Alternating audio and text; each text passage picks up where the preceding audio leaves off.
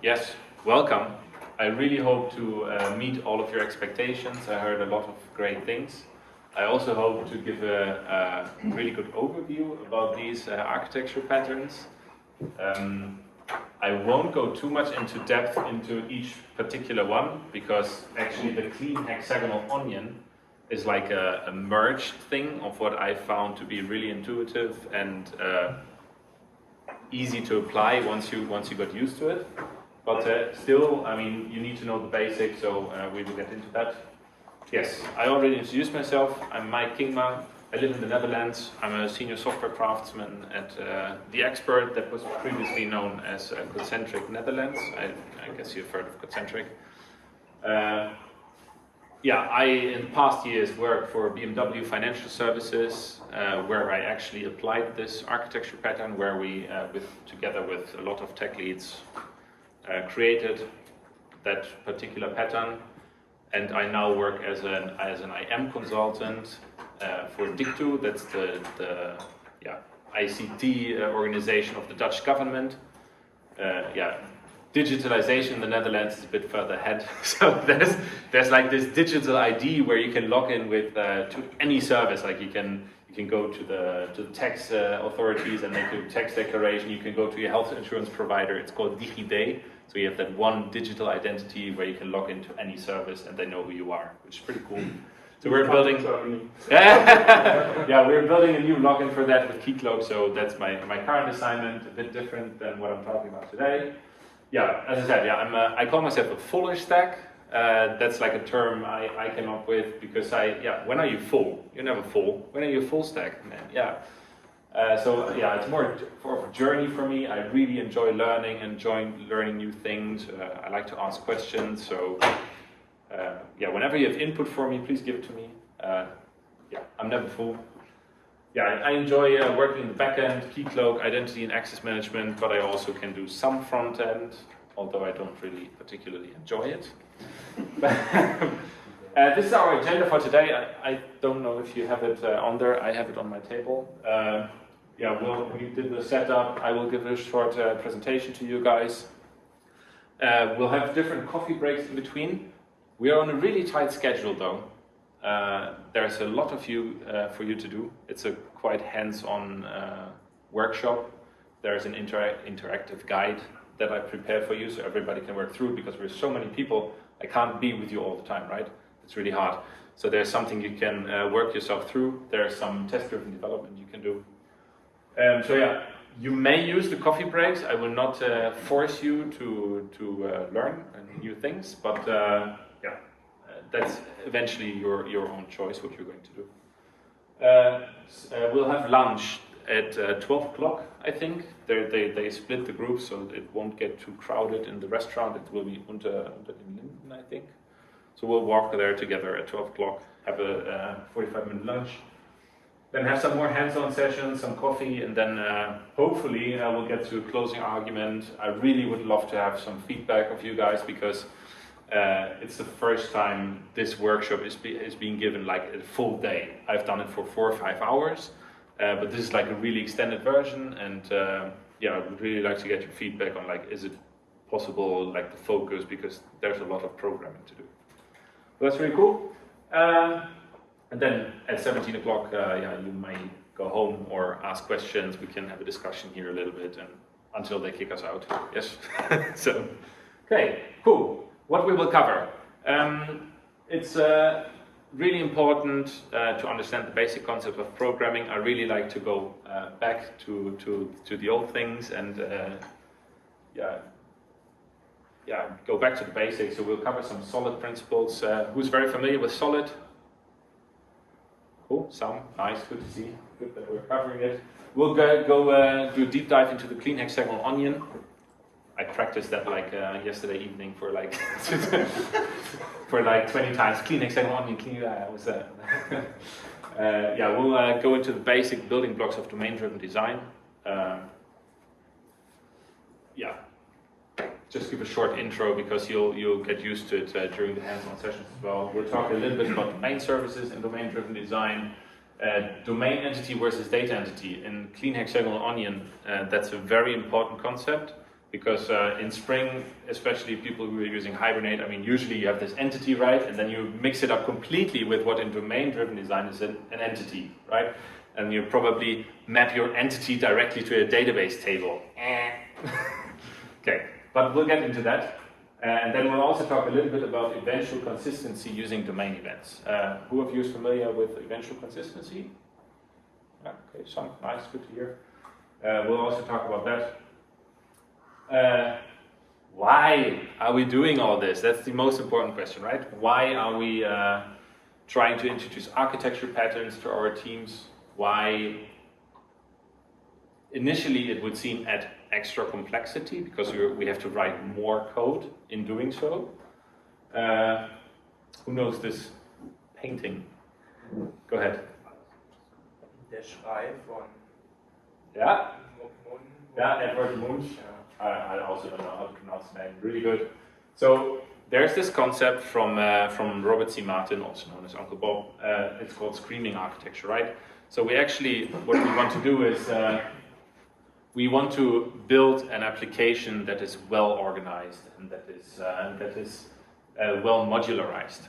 That will give us a lot of advantages when programming, especially in large teams. So I've heard that people are working at the Deutsche Bahn, Rewe, that those are really huge enterprises, right? Where probably a lot of developers work. So you want to build up some clarity in your organization that people who are joining the project immediately know where do I need to be when I want to implement this, right?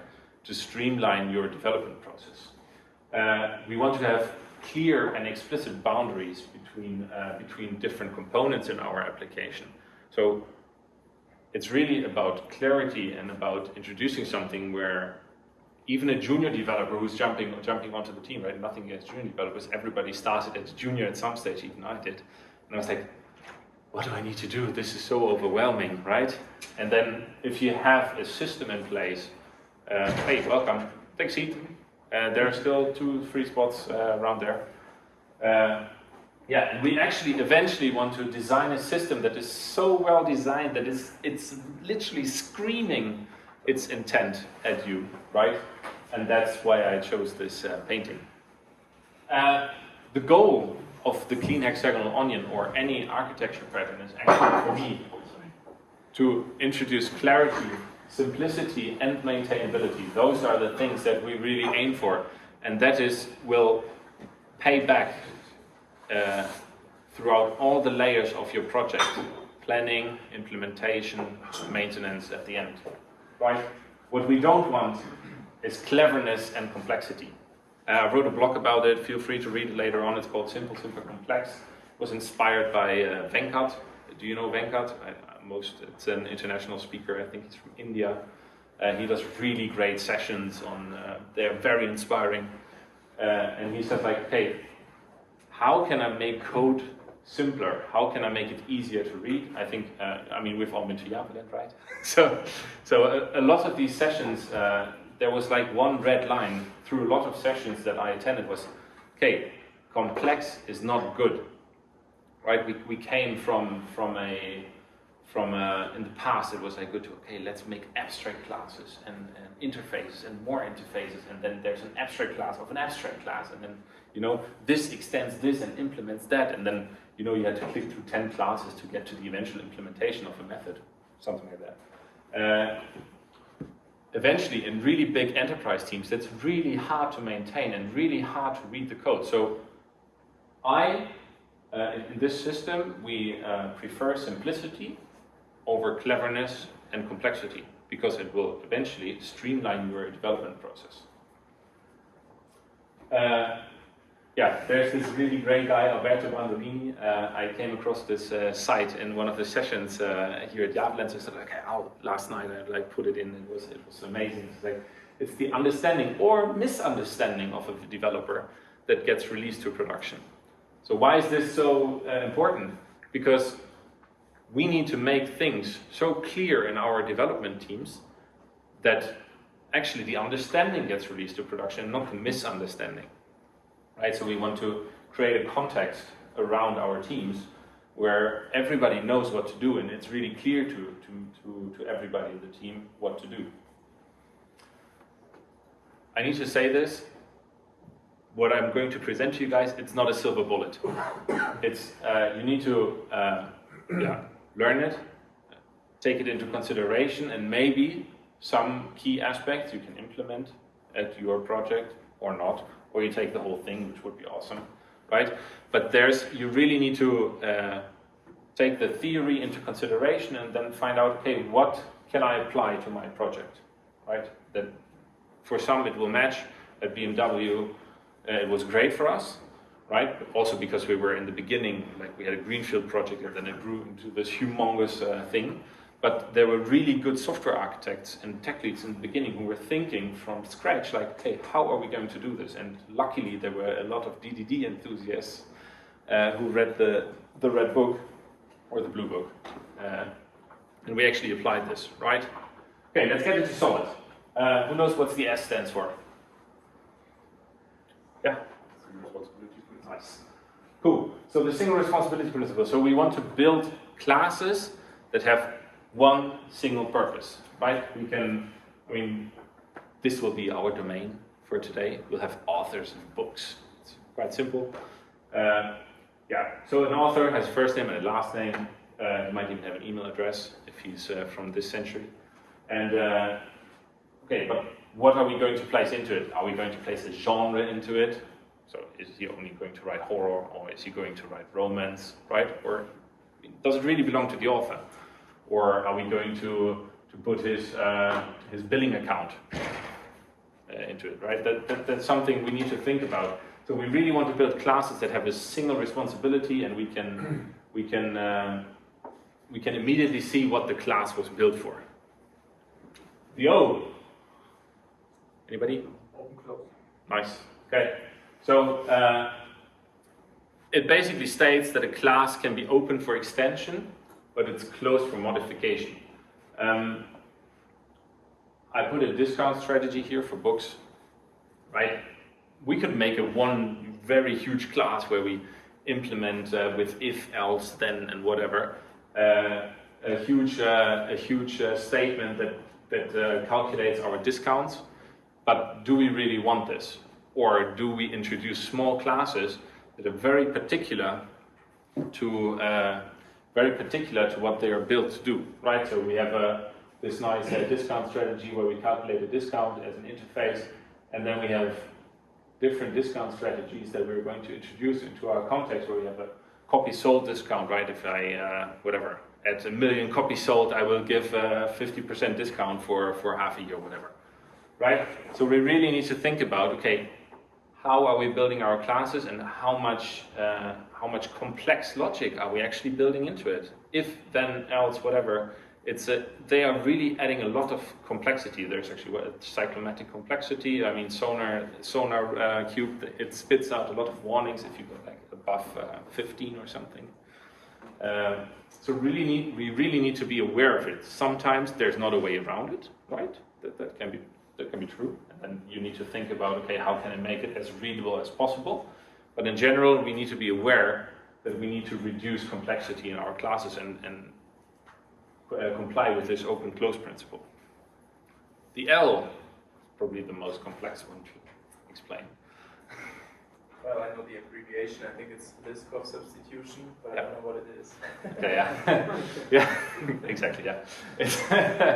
I like every month or so I need to look it up. It's basically that if I implement a class or a method and I pass a class to it, I want to also be able to pass any subclass of that superclass to it and not break the code, right? So that's easy example would be, for example, an animal, right? You can pass it to a function, but then I can also have dogs or cats, right? And I mean, dogs bark, cats don't, hopefully. Or you have a weird cat sometimes.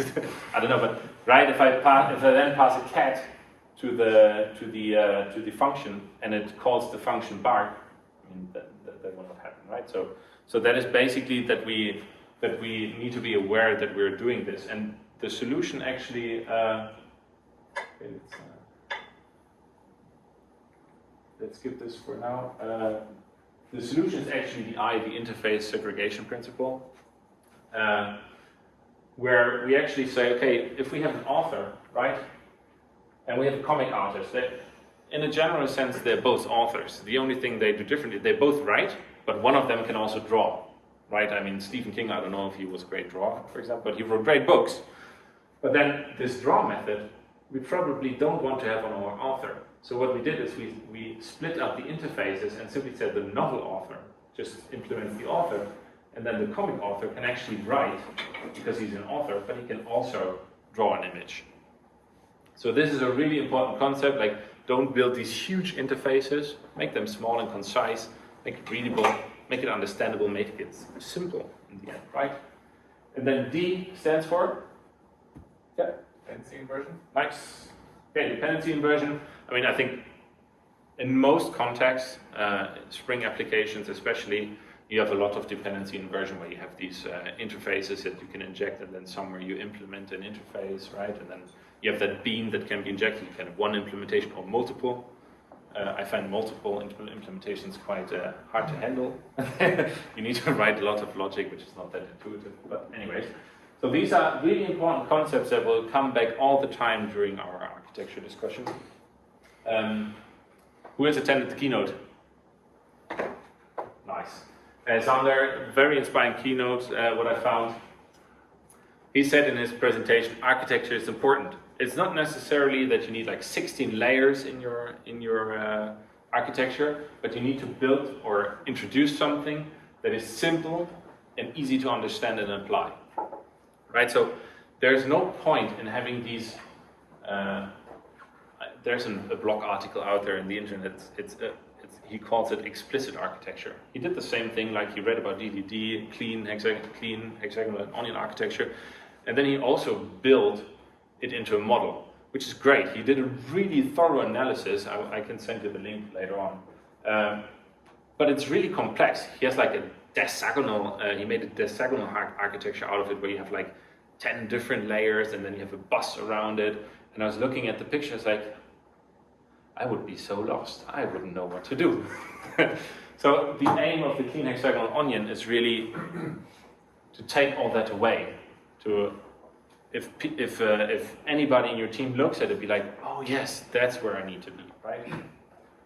So let's get into the architectures. Clean architecture was introduced also by Uncle Bob quite a few years ago, and the core principles that come back in clean, in hexagonal, and in onion is essentially that we have like this core domain in our middle where our entities reside.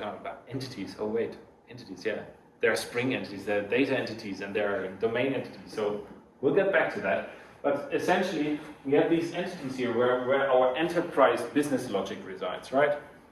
So these entities, whatever you want them to be, in our case, it's the author. There might be some logic involved with them, like, okay, I want to write a book, or I want to publish a book, yes? Those things are related to our domain. That is what resides here. But we need to expose that to the outside world. We need to protect our domain. And that is what in Clean Hexagonal Onion he did with the use cases. All right, so he actually, let's see, I need to find the right button. Use cases are ways to interact with our domain core. So the usual pattern that we are seeing very often is that we have these repositories, right? And then you have a REST controller somewhere, and then you inject the repository into the REST controller, and you call the get ID, and you return what you're getting. Maybe you're building a view model or something like that. But yeah, you went. I mean, if we're looking at the thing here, we went like all over the place. We went from We went from the external interfaces, we have an API, we went to the database, and then we skipped like all the rest, and then we came back. That's a way to build applications really fast, right? And you can build POCs with it really fast. But if you're getting to more complex environments, it's actually bad. And I find it really unfortunate that most tutorials you are finding on Spring, for example, they never follow architecture patterns. They simply say, well, some do maybe, correct me if I'm wrong, but the most that I'm seeing is like, okay, this is the REST controller, and then you inject the repository, and then you can call this, and you can return it, right? And then mostly, we return the complete entity. Let's imagine you have a user, and then there's a password on it, right? And you didn't build a view model. Now, okay, then the password is out there in our JSON object that we send to the other side. So that's yeah. There are a lot of tools to make this to make this not happen, right? There are a lot of nice annotations you can use in Spring, but eventually you need to know that you need to actually apply these things and decouple them. Right. So let's go on. So in clean hexagonal architecture, you have these gateways. So you define a interface where you say, okay, I expose this interface to my REST controller, so I inject the user gateway, and somewhere in my use cases there's an sorry, not in use cases, but in the DB there's an implementation of that user gateway where you actually extend the repository, right? And that way you inject the let's take a look at the path we took. Right? We came here, external interfaces, we injected a gateway, and that gateway actually is implemented somewhere here. That way, we decoupled the repository from our action REST controller, meaning that our REST controller is actually unaware of any database implementations that we are choosing, which is a great benefit, which we will definitely come back later on in the clean hexagonal onion. And then, I mean, we also have these presenters, right? Where in the clean hexagonal onion, we might want to show something to the outside world. In CQRS, it's called the queries. And then, as I sorry, wrong button. As I said, in some applications, you simply return the entity. You might ignore some fields as passwords, right? But then, why don't we build view models?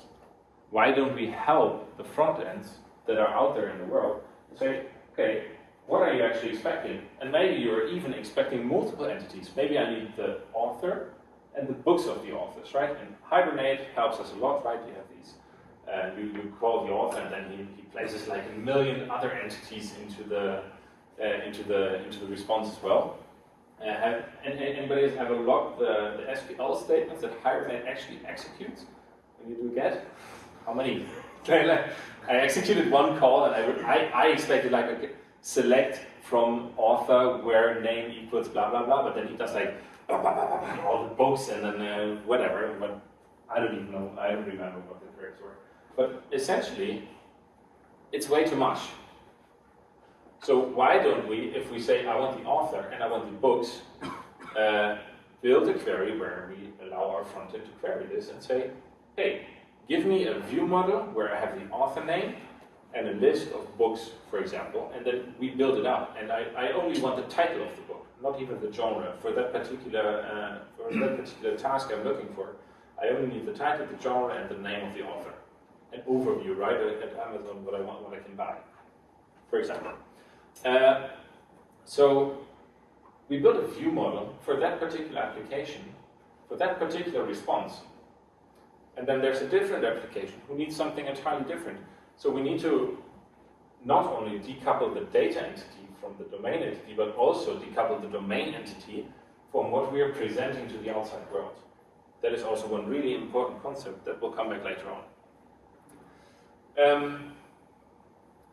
We also have these controllers, we already talked about these, right, where we actually, in the end, inject a use case into our controller. Where we can, this is one step even further, where we say, okay, but does a controller really need to know a gateway to our database? Or can we simply say, that particular endpoint exposes where we want to get a user by ID, right? And then this is simply a use case. We keep the controllers as down as possible. We inject only one thing, a use case. Hey, in this case, I want to return a user by an ID.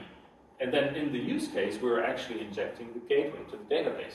So that all of that doesn't even happen in our outside layer, but more in our inside layer. We move, or we centralize application logic and domain logic into the middle of our application and keep the outer layers as dumb as possible. What do we gain by it? We gain that we can make these outside layers exchangeable. If I say, okay, I did JDBC until now. Now I want to go to whatever, JPA, or yesterday I saw a presentation on R2DBC, I think it's called, where you have eventual consistency even with database transactions. It's really cool.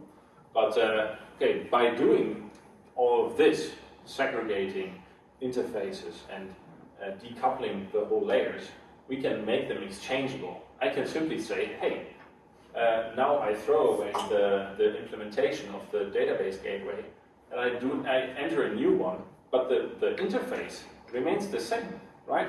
I injected the user database gateway into somewhere in my code, and the implementation is simply something that can be exchanged. There's one bean somewhere in our Spring application that needs to implement it, but how it implements it, that doesn't really matter to us, right? Sorry. So our direction of coupling always moves to the center of the application. There's never a case where a use case imports something out of the database. It's always the other way around. There's something in the data, or let's say it like this, other way around, sorry, I got mixed up. In the database, there's never a case where I should import something from the domain core. It should be completely and entirely agnostic of what is happening there. Okay, brief dive into hexagonal architecture. We can already see there are some similarities, right? There's always this nice, beautiful orange spot in the middle, which is our domain core. This is also in hexagonal architecture is where our business logic resides. And essentially, all of them are very similar. You always people also call this ports and adapters, where you have these ports that are defined here. Essentially, ports are interfaces that allows the outside adapters to interact with our domain, with our business logic. But what actually happens is that same thing in ports and adapters. We have these driving adapters, so that would be REST controllers, or we have a Kafka queue where we consume events from, right? So this would be here, this consumer adapter, or we have these REST API adapters, and same thing, they implement some sort of port that we open up here in our sort of domain interaction layer, where you have our core API. And then we move via the business logic, or not even, and somewhere this calls a DB port. And on this side, we have the driven adapters, right? Where we implement some sort of database adapter. Same concept that we've discussed in the clean architecture. So it actually comes back. The only thing is that the naming convention is actually slightly different if you look at it that way, right? You have interfaces in the white area here, and we have implementations in our adapter layers. That's essentially what it is. I will move very quickly through the general things because I really want to talk longer about the clean hexagonal onion. Onion architecture is actually the same thing if you look at it that way. Right? We have this domain model, slightly calling things different. We have domain services. Same thing, the domain services are actually where our business logic resides, especially those where we need to interact with multiple entities. That's also a concept from domain-driven design, by the way, where we say, okay, I have an author and I have a book and I want to publish that book. Okay, then I have a domain service where I say, okay, this is the author ID and this is the book ID. Publish it, please. So that's actually, again, where our business logic lies. The publishing of the book is our business logic. It's the core elements, and we really don't want to place that logic in our REST controllers or in our implementations of repositories where we then set the published flag to true somewhere hidden in the code in a repository implementation, and then we push it to the database and flush it or whatever, right? There are very particular places where you need to where we want to place code to again, create clarity. We want to know people where they want to be to do particular stuff. That's the whole idea behind it. By the way, raise hand if I'm talking too fast, because I get really excited about these things. So, yeah. So here it is. I want it all, and I want it now. When we looked at it, we were like, okay, this is nice. This is a nice concept. I want these ports and adapters. And I really want to separate into a driving side and a driven side. But I also like the concept of use cases or flows or whatever you want to call it, right? And I like the domain core and I like the domain interaction around it. And I want these adapters. So how can we build this into a model that is intuitive, that is clear to understand, where people know, okay, if I want to build a command where I want to create an author, right? Where do I need to be? What's the path that the program flow needs to take throughout my software architecture so that eventually it ends up in the database and the consuming system gets some kind of response, right? So here it is, the clean hexagonal onion. Looks pretty, right? Can I have a round of applause, please? Thank you. That was totally uncalled for. Okay, we'll go into the different layers, but again, when we're seeing it, it looks kind of similar, right? It looks like things we've seen, only what I find it's a bit more concise, and I know where I want to be. You can download the slides later on as well, so you don't necessarily need to take pictures unless you want me. Okay, the domain core. The domain core is actually where our business logic resides, where our POJO, very stupid, no data entities reside. They are, or in domain-driven design language, they are also called aggregates, right? Because we can have entities that are a combination of different ones, or value objects even in it. So mainly, I call them aggregates. And then this is where our domain model is. The domain model, we will get into domain-driven design concept later on as well.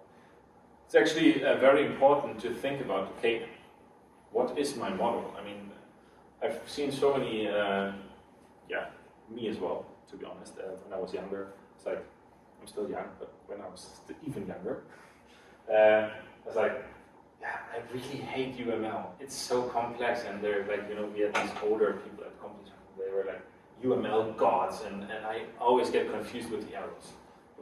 Please keep it simple, just make it workable for everybody. And I know it's there for a reason, but yeah, with ChatGPT and all these auto-completions and all that, and Stack Overflow, Google, whatever, we are past that time where developers really like read books from front to back. Information is so accessible, right? Who learns how to set up and open out of a Docker Compose? It just asks ChatGPT, and it spits out the code, even it's runnable and done, right? You simply need to know the basics of, okay, how do I run a Docker Compose container somewhere, right? But the rest, like, sorry? Yeah, eventually, well, yeah. Sure, but we need to think about what our domain model looks like, right? We have authors, and how does an author relate to a book?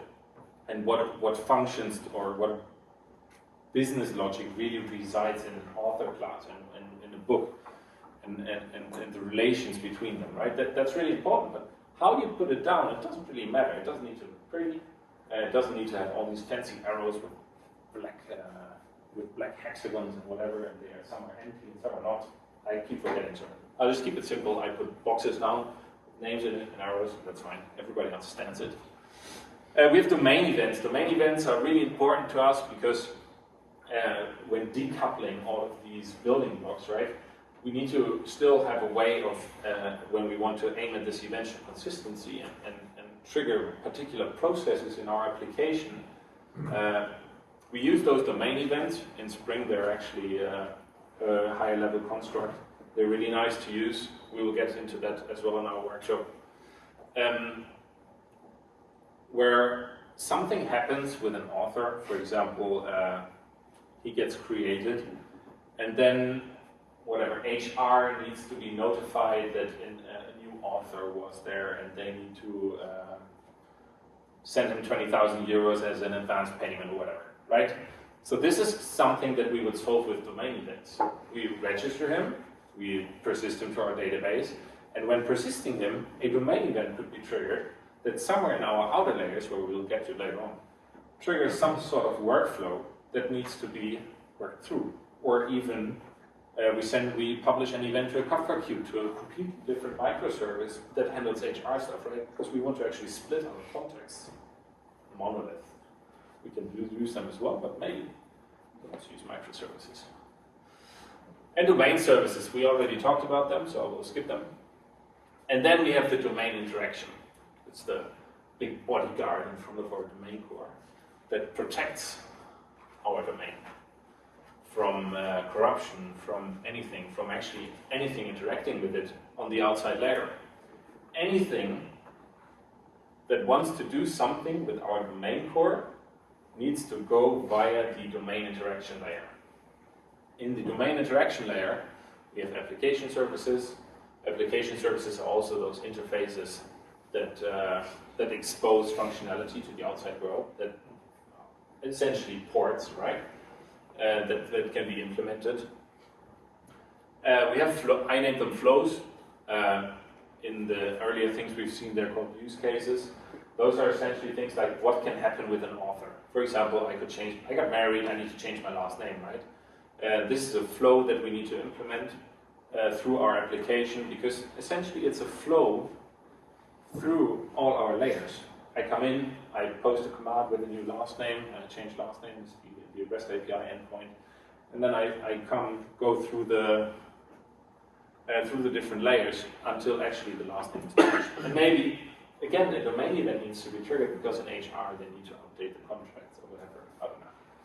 So essentially this is where our pods reside in the domain interaction and flows. They are not, I'm sorry, yeah. Go ahead. A question, for example, the author and the title, his name, you said it could be changed. For example, if I have, it's possible if a user inputs the name, there could be white space in front and back, so I would trim it. So my opinion would be to put it in the domain core, in the business domain model, because now it's protected in there, but you say it's more a better way to do it in the domain interaction layer, right? Where would you put it in? For example, so for me, again,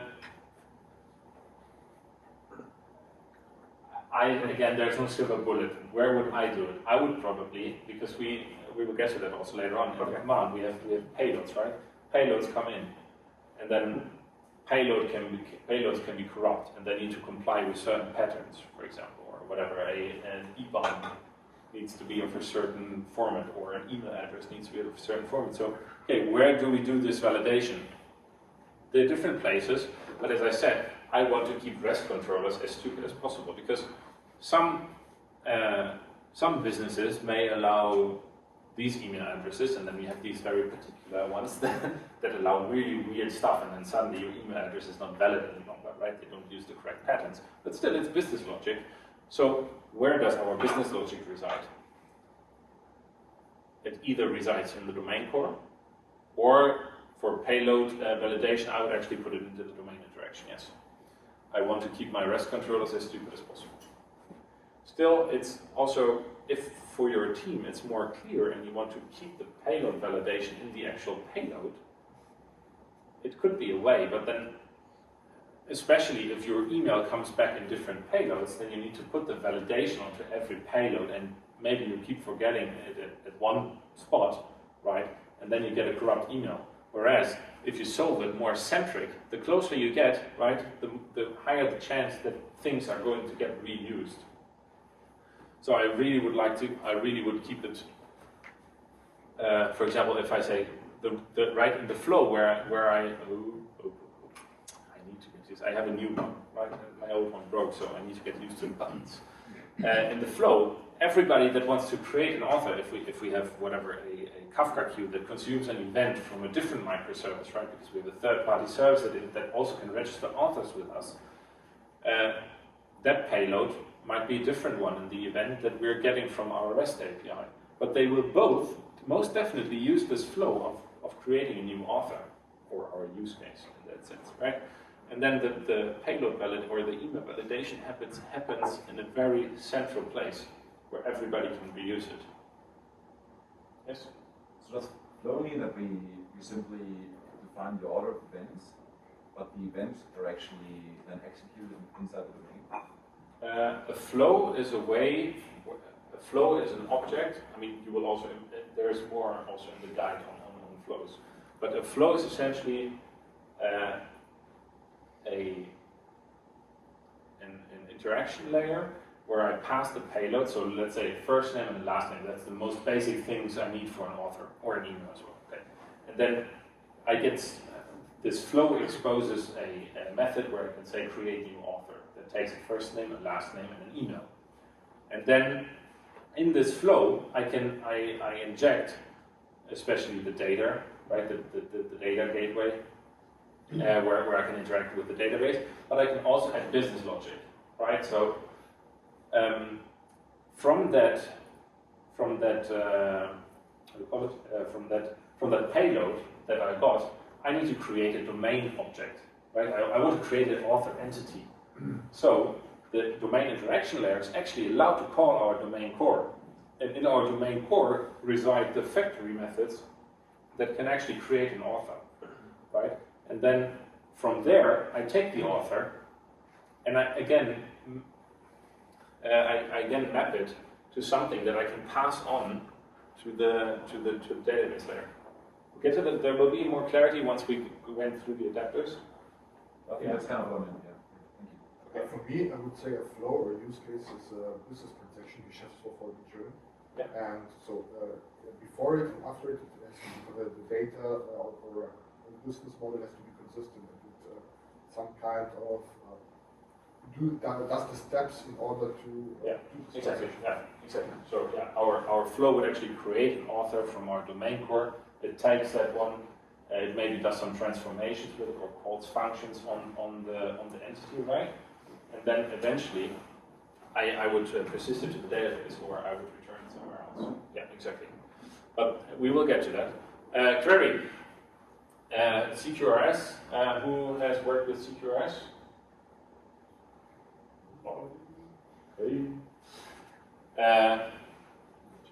CQRS is command, query, repository, I think. And then we have a query, our query layer. We only do data exposing APIs there. And, oh, it doesn't work. No writing. So query is everything. In our query adapters, we implement everything that is read operations, where we need to expose view models to to the outside world. There is no payloads in this. You can have query parameters, right? But there will never be a body. Why would you want a body when you query something, right? You're not passing data to the system. So there can be path parameters, query parameters, nothing else, and we return a view model. There will never be a 201 created or 202 accepted, whatever, right? We only give 200 OK and a view model. Command. In the command, it's exactly the opposite. Those are data inserting APIs. So APIs in the broader sense, right? To me, it doesn't really matter if you use GraphQL or REST or whatever thing you want to use. There is some sort of access that you're exposing to the outside world that allows people to insert data into the system, write data. And no reading, right? We do not implement some sort of get thing there. And mostly also what I really found to be very clear is mostly you don't need responses in commands, right? There's a lot of these things where people say, hey, not having to add an extra query to our thing. We insert it into the database, and then at the same time, in the same endpoint, we read it and then also return a view model, right? Okay, this is not separation of concerns. This is mixing up stuff where you actually have a command, but at the same time do a query. Yeah, it's a choice. To me, personally, don't do it, because people won't know where to look in this particular model. Here, reading. Here, writing. Process. The process adapter is a quite interesting one. It's actually the last chapter in our workshop, where the eventual consistency happens. This is where our domain events will be consumed. So the publish subscriber pattern, actually, where somewhere in our domain interaction, or actually in the logic, in the business logic in the domain core, a domain event was added to the entity, and at time of persisting that particular entity, that domain event is triggered or published, and can be consumed by our process to actually trigger these processes where we say, okay, author created, he needs to get 20,000 euros, right? So this is actually where we implement these logic, or delegates, I call them, where we consume them and actually trigger some other application logic that needs to happen asynchronously after having persisted something. Right? So asynchronous event processing, we have event handlers for domain and application events. Their domain events are really tied to our domain core. Something like, okay, author created event for that particular author ID, and something needs to happen later on, right? Application events are events that are not particularly related to our domain core, but still need to happen, right? And still they need to be processed at some stage. Eventual consistency means that I triggered something, but I don't immediately expect a response. I can say, for example, if I want to create an account somewhere, Netflix, yes, and okay, in Netflix you're immediately signed up, it's made, but let's bear with me for a moment. And I say, okay, I ordered this account, and well, yeah, you get an account and you get a password, and that's fine, and you can log in. But maybe there is a process in the background where they need to actually, how do you call that in English? Freischalten. I don't know if somebody is there. Activate your account, right? And then I can log in, but there's only a certain set of movies, and until you're a paid customer or whatever, then you don't get access to the premium movies. Nice business model for Netflix. I'll send them an email later on. But okay. So anyway, so that is the eventual consistency. I don't expect an immediate, fully working response. That's especially handy in distributed systems, right? Where you do something, and then maybe there are different nodes that are already at the latest stage, and then there are other nodes in some other regions that are not. But we don't mind, because we know that eventually our system becomes consistent, and our applications can deal with that, right? Yes? I have a general question. Yeah. The process layer, or whatever. Shouldn't we separate the concern? We have event processing, so inbound events, and we have outbound process because we handle that. Yeah, good question. Good question. Yes, outbound, inbound and outbound is actually separated. We'll get to that in a minute. Good question, though. The data layer, or database, whatever you want to call it, this is where our persistence, our object creation models reside. So the nice thing is that when doing this, we can actually say, okay, this adapter here, and there doesn't have to be one adapter, right? This is just to put it into a picture and a clear picture where people know what it is. But you could actually have a JDBC data adapter, and you could also have an R2DBC adapter or Mongo implementation, whatever, I don't mind. You can have multiple ones, but the important thing is that they are exchangeable and that they implement the interfaces that the domain interaction layer is exposing. That way, we gain this modularity where we can say we're completely and entirely independent of technology. And even if we say, okay, Postgres has been hacked, and we need to exterminate it from our entire application. I mean, if you're not using this, then it will be a humongous thing to do, right? You will probably fail or run into a huge amount of hurdles along the way. But in this, we simply say, okay, we take this, we scrap this, and we implement a different service implementation where we use an Oracle database. Because I don't know, was it the session of, I forgot his name, but the microservice Smackdown? It was a really cool session where he announced, like, hey, we can now save booleans in Oracle database. So it might be a reason to use an Oracle database. Yeah. It was string until this release, right? So, okay, now we're using Oracle instead of Postgres because Postgres is not secure any longer. So we can simply plug and play a new data adapter. And we don't have to touch the rest of our application, which is simple, which is clear, and we have a modular approach to the whole thing. And this is the answer to your, sorry, yeah. One question. You're separating the read from the write operation, with query and command. Only the APIs though. In the APIs. Would you also separate the databases? Read and write? No. Or could be so? No, it's actually the data adapters. They're only exposing our object relational model functionality to the outside world. To anything that is not that data adapter. But yeah, find by ID or save, that's fine. You can keep, as for me, you can keep the same data. If you want to do that to add more clarity, that's fine. But you would probably get two implementations or you have two services, but then you have two classes that extend the rest of the repository.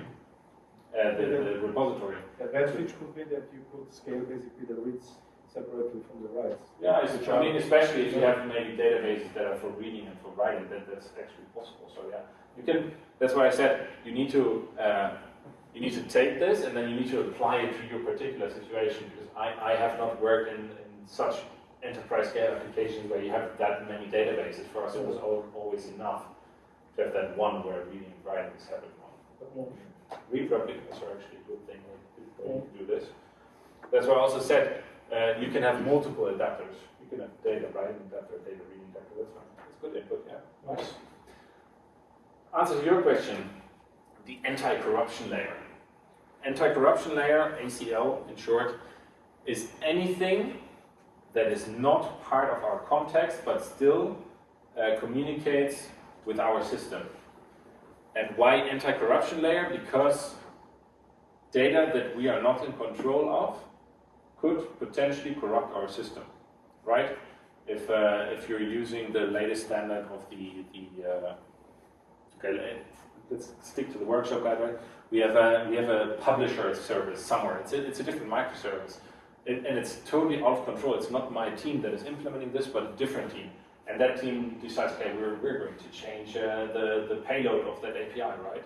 If we keep it throughout our whole system, then we potentially need to change a lot.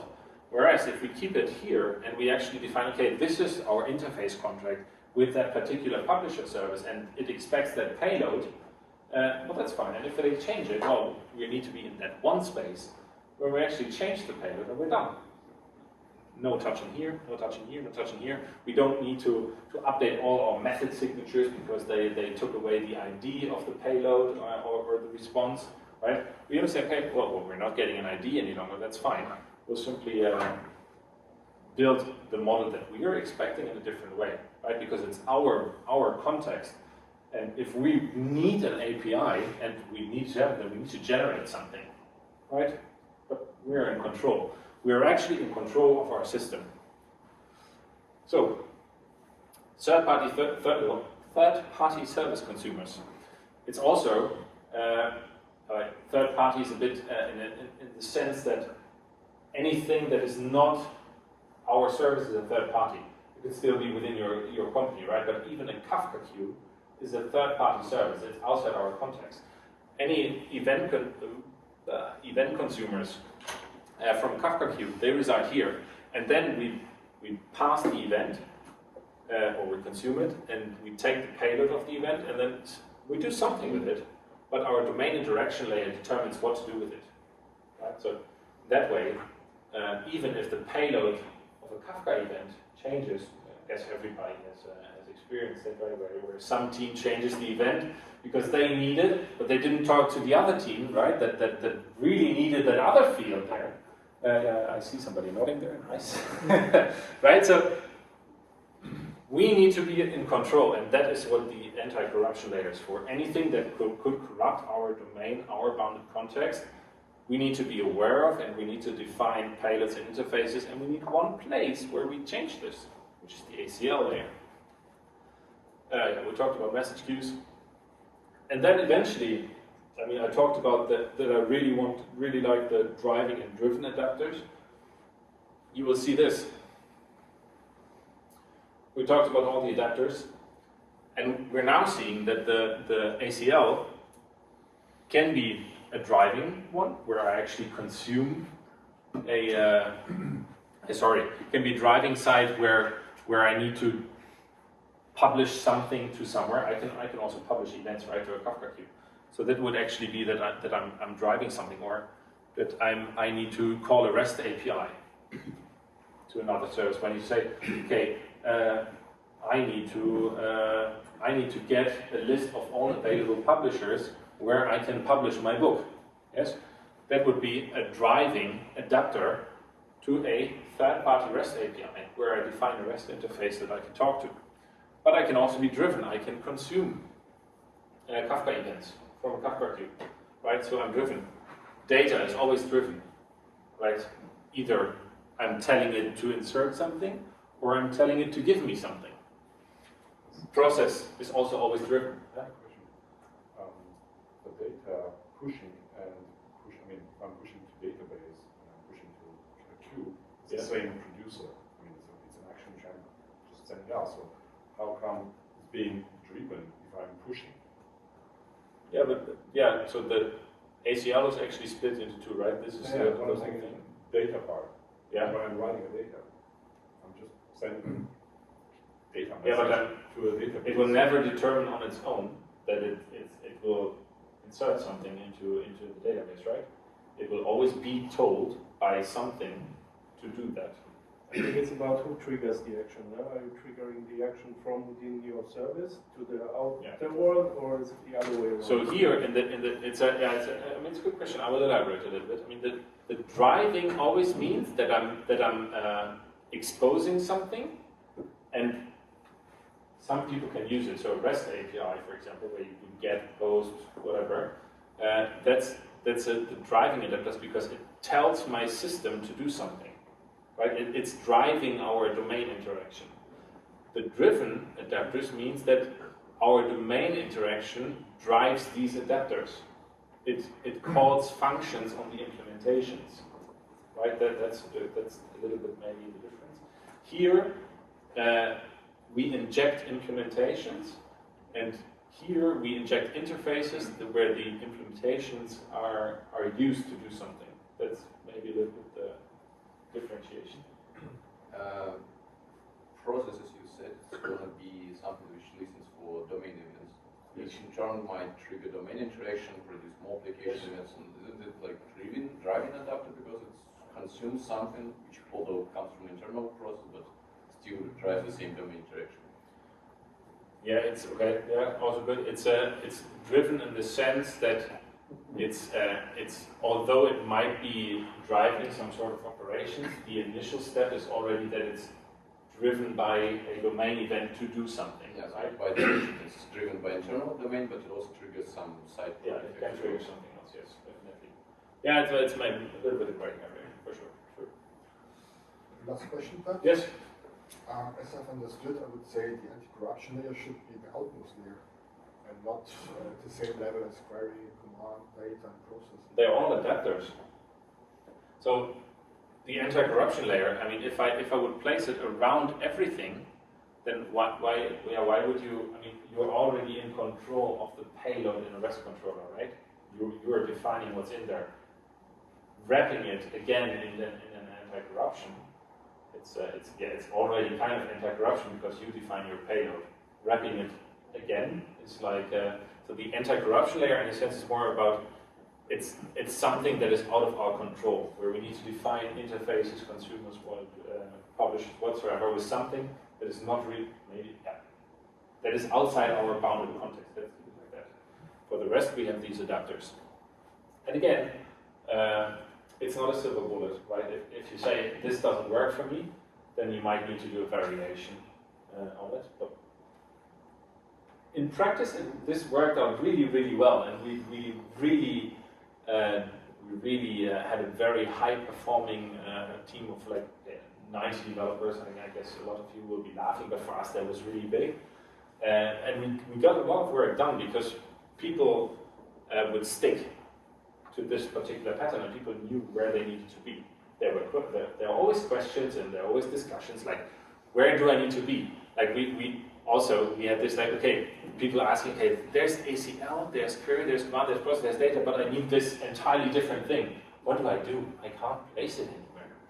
And we'll be like, well, this is not set in stone, right? Just add an adapter. This is more like a conceptual thing that you need, that we are understanding that we have adapters that interact with the domain interaction layer. So there's no need to come up with something.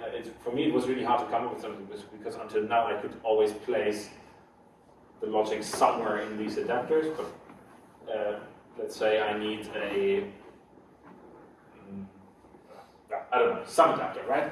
Just place it. Just the thing is that you need to stick to the pods and adapters thing, where we can say I have some sort of interface, and that is implemented or injected somewhere in the outer adapters, and the flows that are there, and the direction of coupling. The most important thing is that our adapters remain completely and entirely agnostic of our domain core. They should never import entities from the domain core. If you see in an adapter layer, import whatever package domain.author, that's not good. And we actually, in our project, you will see, who has worked with Arch Unit? Nice. So there's at chapter 7, I think, there is a test introduced that actually enforces this layered architecture. So in the workshop also we will start off by implementing stuff in one way, and then realizing, okay, maybe we are not really complying to the thing. So it's like I actually designed the workshop as a learning process also. So at some stage in the workshop, we were going to refactor a lot, which was also my learning process when building this workshop, because I eventually realized when I built this workshop that, wait, we really did not do the right thing at BMW, right? So when I did this workshop for you guys, it's like, okay, but maybe that's different. And then I wrote these Arch unit tests, and I got like this huge amount of red. It's like, okay, wait, but this is not right, this is not right, this is not right. And then I needed to come up with a concept where I did this just a little bit different, and eventually gained that ultimate modularity where I could actually decouple all the adapters from the rest. They're literally, in the end, when you did the workshop, completely and utterly exchangeable. You can just unplug it and plug a different thing, and it will never have impact on the rest of your application. Okay, the package strategy. Really important to talk about. It's also important for the workshop because you need to understand. And then is it okay for everybody if we just go on for a little because you have a coffee break? But bear with me for just a little while longer. There are different package strategies, right? You have package by layer, package by feature, and then you also have package by component. Can I pick up the phone? It's like, hello. And then, I thought about these package strategies, and it's very subjective in the end, right? There are advocates for package by layer, There are advocates for package by feature, and then there are advocates for package by component. And you really need to see what makes the boat float for you. Again, no silver bullet, right?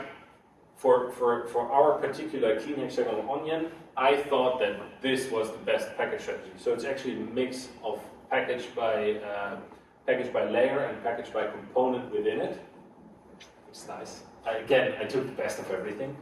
I really like to do that, right? So to induce clarity into our system and let people know where they need to be, where do classes need to be implemented, and also enforce this kind of architecture with our unit test, I decided to use package by layer, because if I package by feature or by component, I cannot enforce this.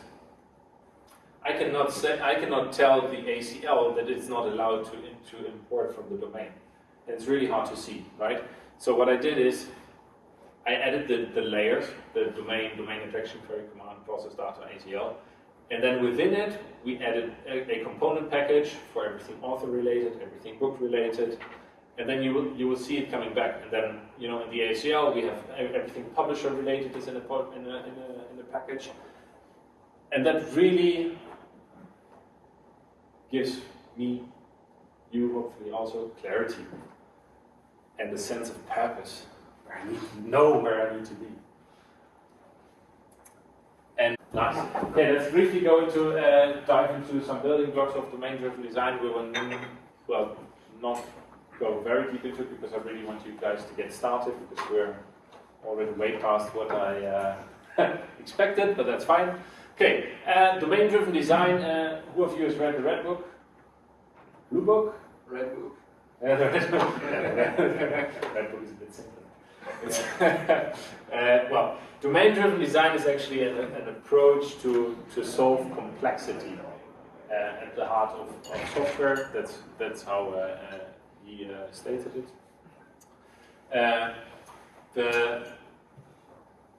I get asked a lot, like, is domain-driven design for me?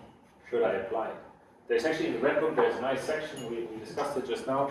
There's a 7-page questionnaire where you can give points from 1 to 3, I think.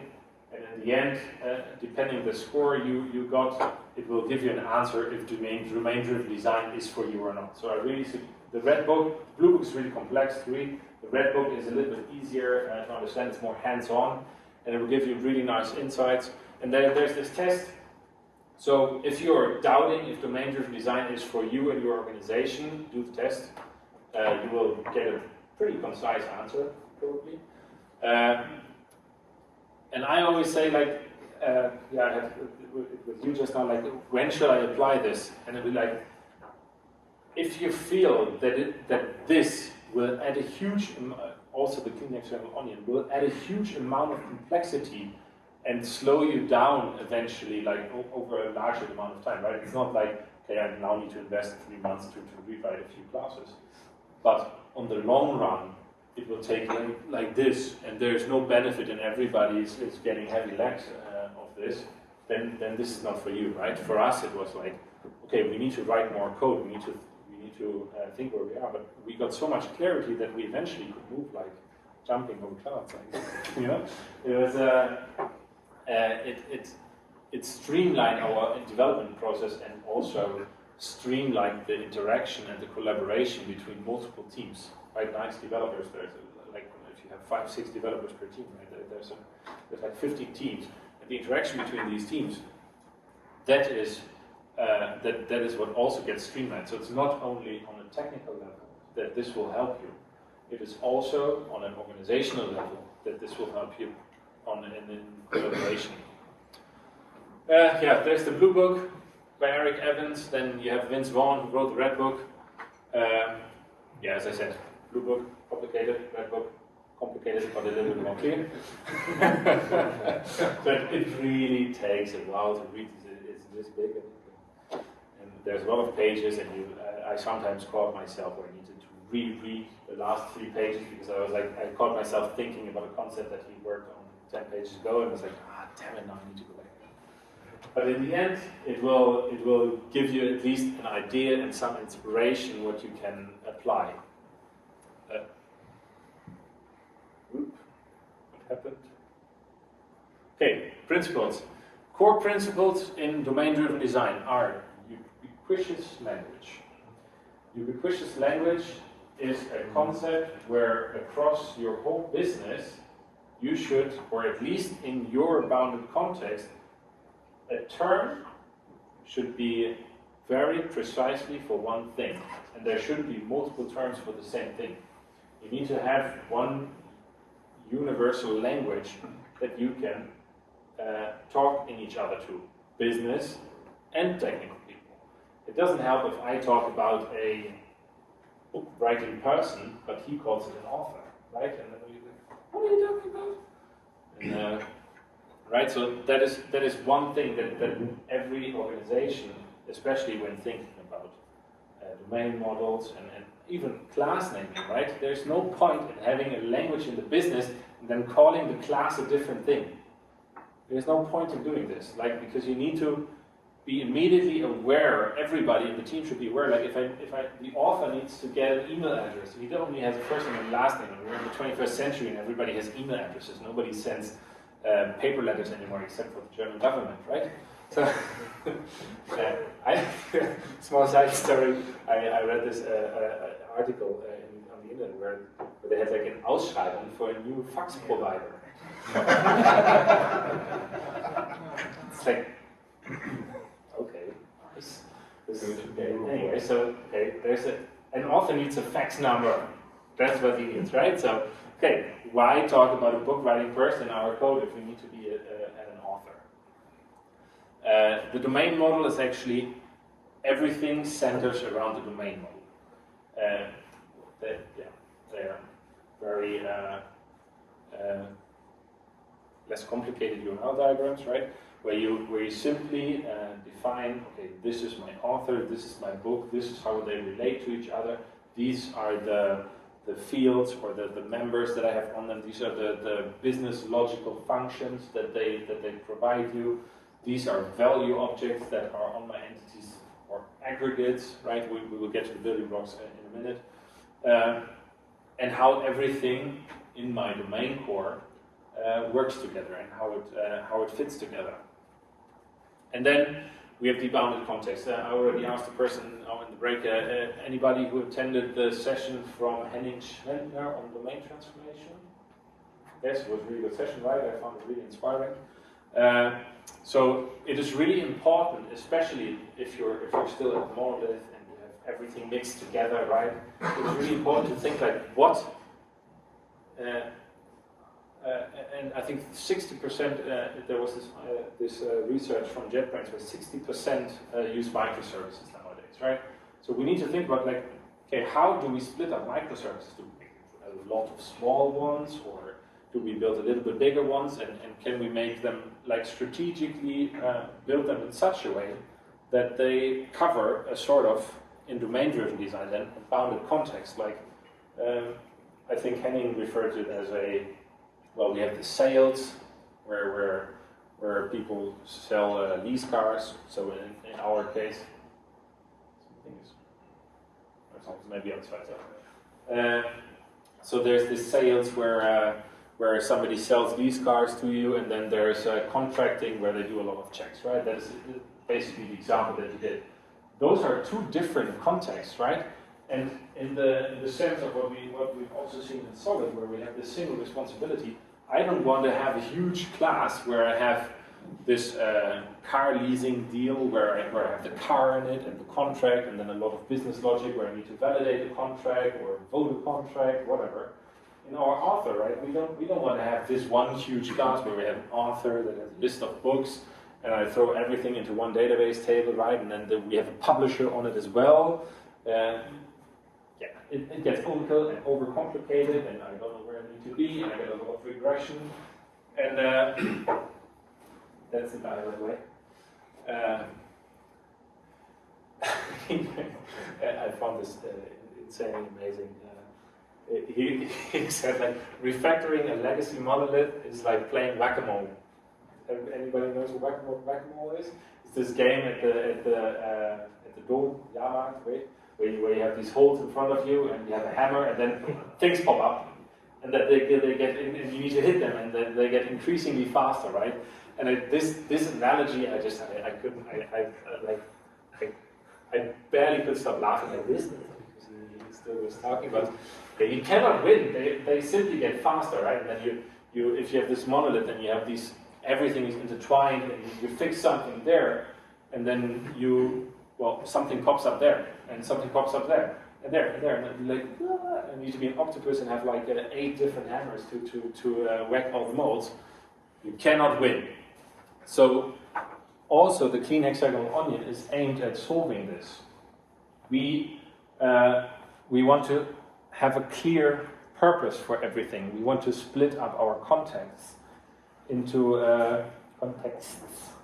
different strategic elements where we say, okay, this belongs together, and this belongs in a different context. And then we can also say, okay, this team works in this context, and the other team works in this context, right?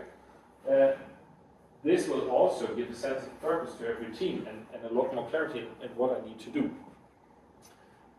And then, well, this is kind of like on the strategic design of bounded context. If you're interested in what to do, he just wrote a book, I think, so he also advertised that you should buy it. Feel free to read more about domain transformation. This workshop is not really on this or how we build good domain models and split up our context. There's a lot of other workshops. We're more into the clean hexagonal onion for now and software architecture. But anyways, we have entities, not data entities, but entities in the domain-driven sense, right? We have value objects. Value objects are immutable objects. In most recent Java releases, we have the records, right? And there was a big session of Jaap Komans, I think, on records and then value objects in his Is there a life after Lombok? Who's also here in JavaLand. Anybody there? Oh, yeah, nice. Good session. He's also a Dutch buddy. And then we have aggregates. Aggregates can be as the name already states, a combination of entities and value objects that belong in a sense together, and that is actually what is eventually persistent. So an aggregate could be just one entity, or it could be 2 entities, where one is a root entity and a value object. It's a bit of I suggest that, like, if you want to have more information on aggregates, it's like this concept that is a bit vague in a sense, and everybody understands it a little bit differently. So feel free to read up on aggregates. For now, for us, it's only important that the aggregates are sort of a collection of value objects that are mutable. For example, an author could have an address, right? If you change your address, you will not update the house number probably unless you move to the same street, but then you can simply say, okay, throw away the old address and enter a new one, right? You override the whole thing. There's no life cycle to an address. It doesn't need an ID because there's no unique property in it, right? It's the only thing that you want is street, house number, zip code, city, country, maybe. That is what you want. That's why we use what we use value objects for. Well, repositories, clear to everybody, I think, what that is. And then we have these factory methods, right? That we use factories. That is a building block where we say constructors should be private. We want to be in control of our domain core, and we don't want to give the power to the people to create objects just by calling new and accessing every field. We want to be in control of some of the fields, maybe. So what we do is we introduce factory methods, where we say, okay, this is what you can input into an author, first name, last name, maybe an email address, but for example, internal things such as an employee number or an ID, anything you can come up with, right? Things you want to be in control of in your business logic, we do not want to expose via constructors to the outside world. So we use factory methods where we can control the input and also control the output. These factory methods reside within the domain core, and they are exposed to the domain interaction layer. The domain interaction layer can use those to generate domain objects and do something with it. Call the business logic on it, right? There might be some methods on the aggregate where we say okay, we had that example of changing a last name, right? That is something that resides within the author. It's a method on the author, change last name, and then you put in the last name, and then it can internally set the last name, and then, well, like Java works, the last name is updated, right? And then you can pass it on, you can translate it again to a data transfer object that can be passed on to the database adapter to be persisted to the database, and then hey, the last name is updated. Domain services are also a concept. So usually business logic resides within the aggregates or the entities, but it can also be that we want to execute a business operation that includes various aggregates, various entities, whatever. And it doesn't really fit into that one entity because it's in domain-driven design. It's forbidden or not.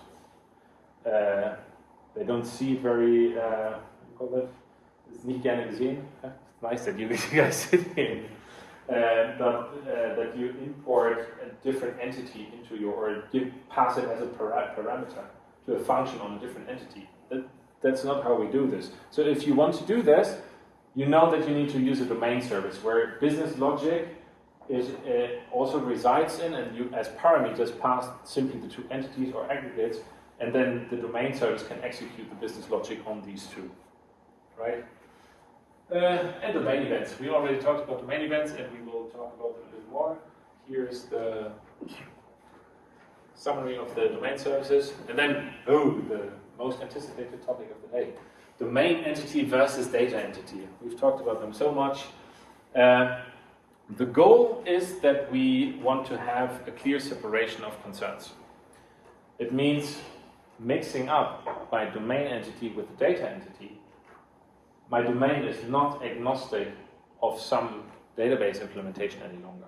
For example, if I would say, okay, this is my domain entity, and I also map the one-to-many relations and whatsoever on the all these nice annotations on there, and then I switch to a document database.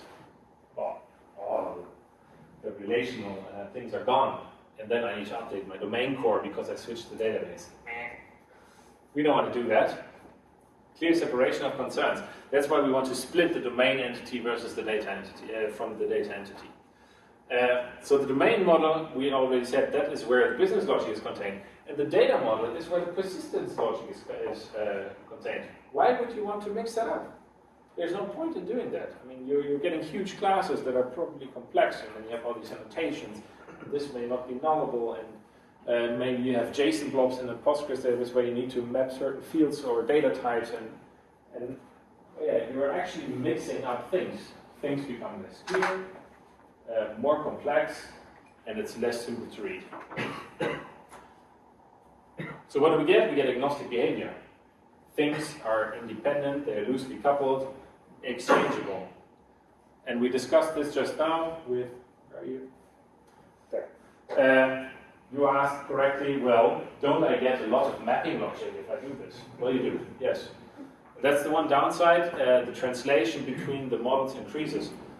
But you also get this modularity where you can exchange stuff and where things are completely independent of each other. And so that is the big question, the golden question is when to apply this. So what I could probably solve in 20 lines of code, in this model, in this clean Hexagonal Onion with domain-driven design, becomes like 20 classes, I think. Right? It's a bit exaggerated, but you have mappers, you need to map from DTO to JPA, you need to map from JPA to DTO, you need to map from DTO to entity and back, right? So there's a lot of mapping logic involved, which, by the way, we need to do this, right? Because it's important, otherwise things could go wrong. And then what you said correctly is, aren't they all the same? And don't I maintain like the same class in 3 different classes? Well, no. In some cases, yes, definitely, but in other cases it may be the case that my document database has a completely different data model than my domain model has, and it maybe maps the first name and last name onto name and surname, whatever.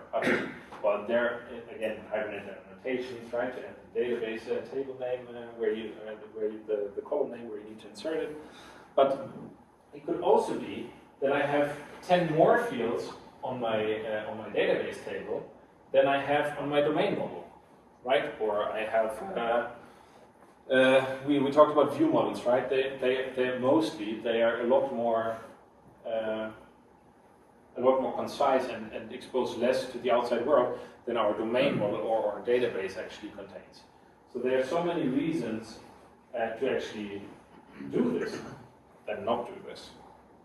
But again, if you have the feeling, and we had this question, right, when to apply this, when to apply these patterns, there's a simple self-test. As I said, if you feel like you're getting heavy legs and you're moving so much slower and then nothing works out, then maybe you need to do a variation. Maybe you need to skip that arch unit test where you say, okay, I kind of loosen the rules a little bit and I allow some classes to use my domain core where I don't use the DTOs any longer. I still use view models, right? But I allow the flows to actually return a domain core entity. We did that. Helped at the beginning was versus after. Sorry, yeah? We did it at the beginning. It was really helpful, but then you need to pay that. So yeah, you're trading in flexibility for writing a little bit less code, right?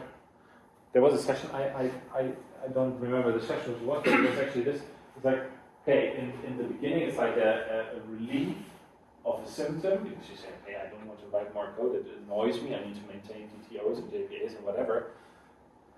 But then on the underlying infestation, and it grows, and you come to a point where you're in the beginning, in the first year, maybe Greenfield project, it's nice, but then it grew, and then you're 1 year further, 2 years further, 3 years further, and then you're suddenly at like 50,000 lines of code, and there comes a new development team, and they want to do stuff, and then they only understand half of it, and they need to change half of the system because a new technology standard came out, and they want to switch the database, and then suddenly, wow, everything implodes. So it's also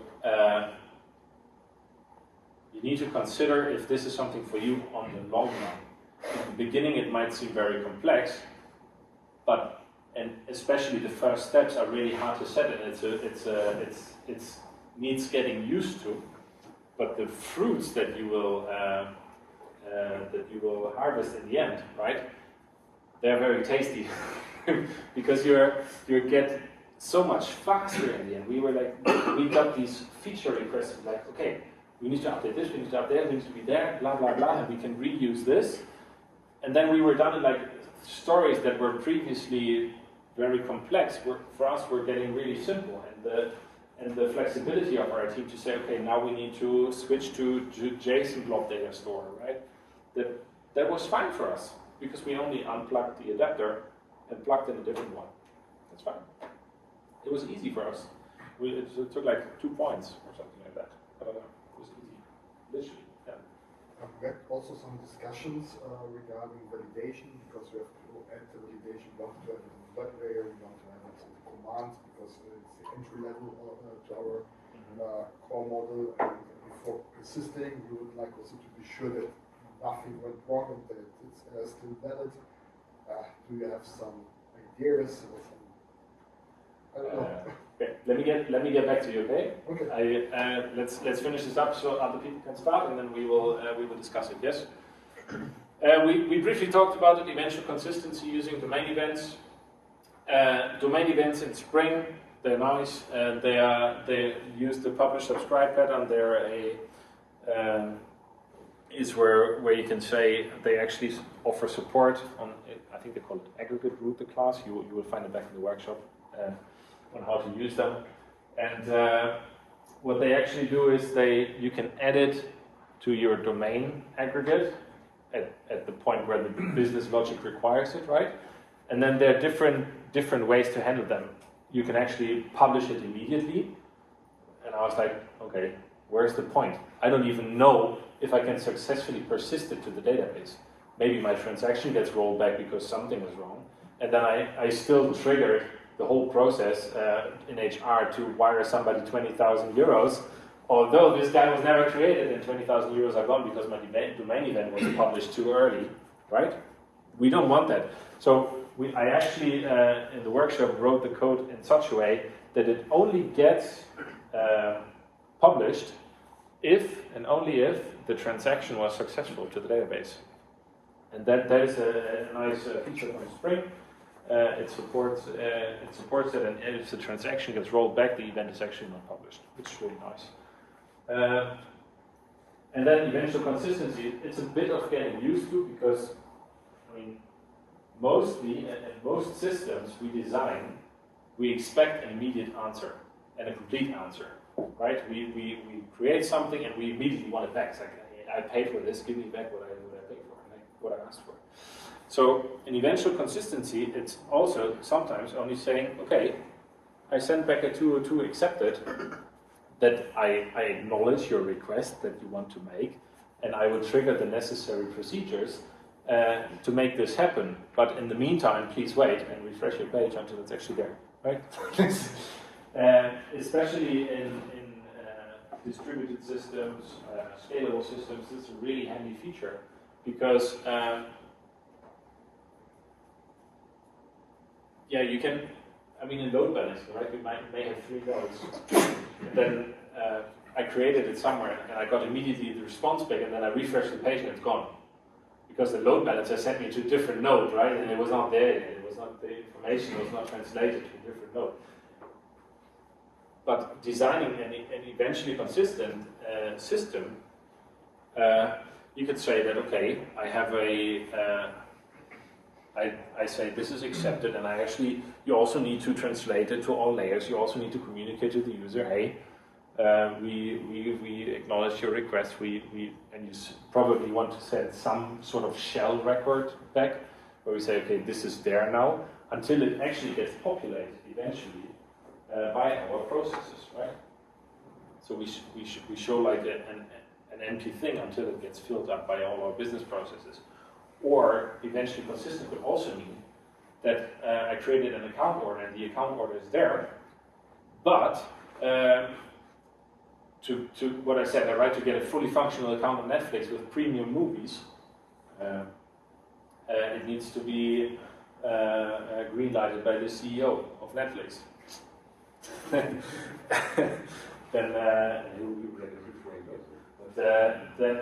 right, this is something that could be eventually happening, right? Until then, I have basic access and it triggers some workflow engine, whatever. Anybody work with Camunda?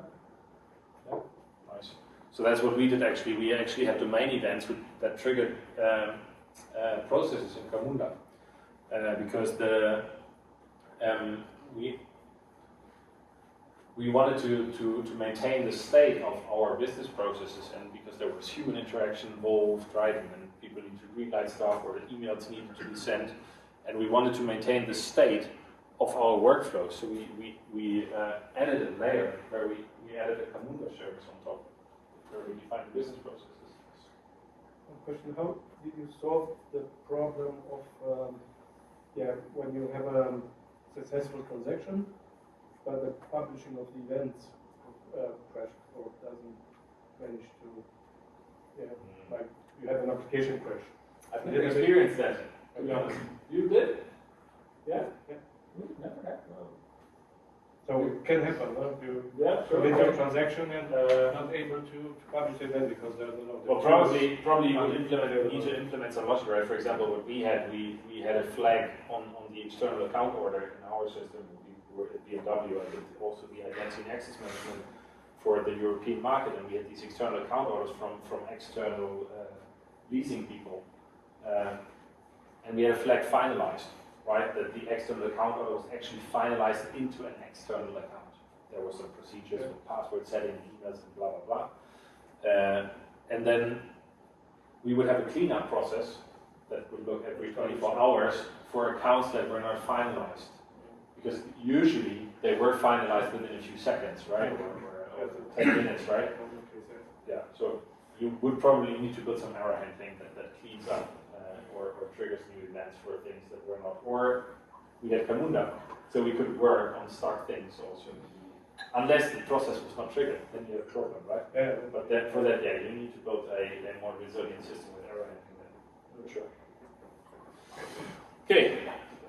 Are those JVM events? No, they're not. They are a higher level construct in Spring that they actually artificially generated and handle it. So depending on the platform you're on, this example is in Spring. At BMW, we worked with Java Enterprise. So that is a slightly different context where I think it is actually JVM events that trigger. But yeah, depending on the framework you're on, you might need to slightly switch the implementation. For us, it's Spring now, so it's nice. And then the question of the questions, where to start. I mean, we've seen like a red line of popping up questions where we said, okay, but how do I apply this, and when is the right moment to apply this? Okay, start small, right? It really takes some, especially if you're not using this, it takes some getting used to. It's a different style of working, and you need to find the way on how to apply this to your organization, to your team maybe even, or even just to your microservice. I mean, you could have one microservice working in that way, right? And the rest of your system not doing it still, right? You could be the first innovative team that does it, and then the rest of the organization follows. You could do a pilot project with one microservice, and then have the rest follow. And showcase it to your organization. Make a presentation. Invite me. I'm happy to come. Also from Henning Slentner, he mentioned it also in his talk. The strangler fig pattern. Anybody not familiar? Or yeah, you've heard it. Cool. So that is actually a plant, pretty amazing, that starts to grow on the top of a tree and lets the root grow down. And then it eventually wraps up the whole thing and lets the old thing die. So yeah, if you want to implement this in your organization, yeah, start small. Start with one thing, be this little tiny seed that grows a root, and then maybe some people hop on and the roots will grow further down, and then eventually your architecture, your environment will be wrapped completely, and at some stage it will be in such a state that it can replace the old one, and the old one can die happily and rest in peace because it's been so old. Yeah. But as I said, it's no silver bullet. Okay. Do you have itchy fingers to get started, everybody? Yeah? Nice. About the workshop, it would be really nice if you use JDK 17 or above, because the workshop uses records for immutability. If you don't use it, then you need to figure out a way to support immutability. Don't use the add value annotation from Lombok. We've learned that it's not immutable, right, in the talk from Jaap. Yeah, but I mean, it's a small step, right, to install JDK 17. In the project, there's a repository, and there's a documentation website where you can click through, and it will give you actually a written guide on what you need to do. Because, yeah, I mean, with 33 people, I can't be with everybody, right? So hopefully it gives a lot of clarity. There are, for each chapter, solution branches. It's also explained in the documentation, and there are also TDD branches. Woo! So for every chapter, you can check out a TDD branch that provides basic tests to give you a sort of guideline for the classes you need to implement, and not the logic, but the classes, and what the output should be. So there are a lot of red tests then that you can make green. Yeah, and it's guided. So, happy coding, guys. If you go to bit.ly/cho/docs, you will find the documentation. In the header bar, there's a link to the GitHub repository. There's also a link to the slides there, and there's a link to all my contact details. So feel free to connect on LinkedIn or Twitter or whatever, and read my blogs. There's also blogs there. Yeah, and I will walk around. You also feel free to rearrange the room if you feel like you're sitting too tight. move to different spots. There's the table as well. Run! And yeah, happy coding, guys. Let's have fun together. Thanks.